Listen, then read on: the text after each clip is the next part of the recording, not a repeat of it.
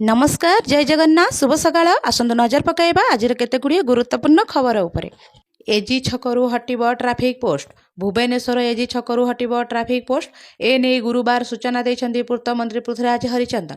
माटी तले और उपरे दुई थाकिया रास्ता निर्माण हेबो।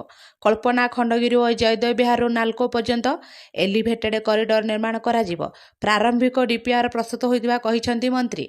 ट्राफिक समस्या दूर पई 20टी नुआ रास्ता निर्माणर योजना करा जाइछि। एनिकी ओबीसीसी रो समस्त कार्य पेपरलेस करा जिवो बोली मंत्री कहिछन्ती। परवर्ती खबर पाइप जरिया मेगा जल प्रकल्पर बज्य जल निष्कासन निर्देश। गंजाम ब्लॉक अंतर्गत मलाड़ पंचायतर मेगा जल प्रकल्पर निष्कासित बज्य जल जोगु हेउथिबा धान फसल क्षति को रोकिबा पई छत्रपुर विधायक कृष्णचंद्र नायक एक गुरुत्वपूर्ण पदक्षेप नेइछन्ती। चाषी मानकर फसल सुरक्षा दिगरे विधायक विभागीय अधिकारी आलोचना करी तुरंत समाधान करने को निर्देश देइछन्ती। परवर्ती खबर 20 आरंभ हेबो धान किणा।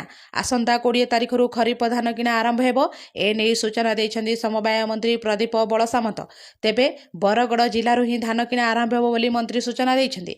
एथि सहित धान संरक्षण पई मंडी रे अत्याधुनिक व्यवस्था करा जाइछि।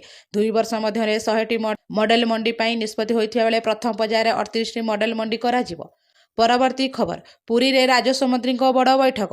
राजस्व मंत्री सुरेश पुजारी अध्यक्षतार गुरुत्वपूर्ण बैठक पुरी सर्किट हाउस परिसर में बसी। एथिरे जिलापाल उपजिलापाल 11टी ब्लॉक तहसीलदार उपस्थित अछन्ते। सत्यवादी विधायक और ब्रह्मगिरी विधायिका उपस्थित अछन्ते। पुरीवासी जमी जमा समस्यार समाधान उपरे बैठक में आलोचना होइछि। परवर्ती खबर कंगना नारे मामला।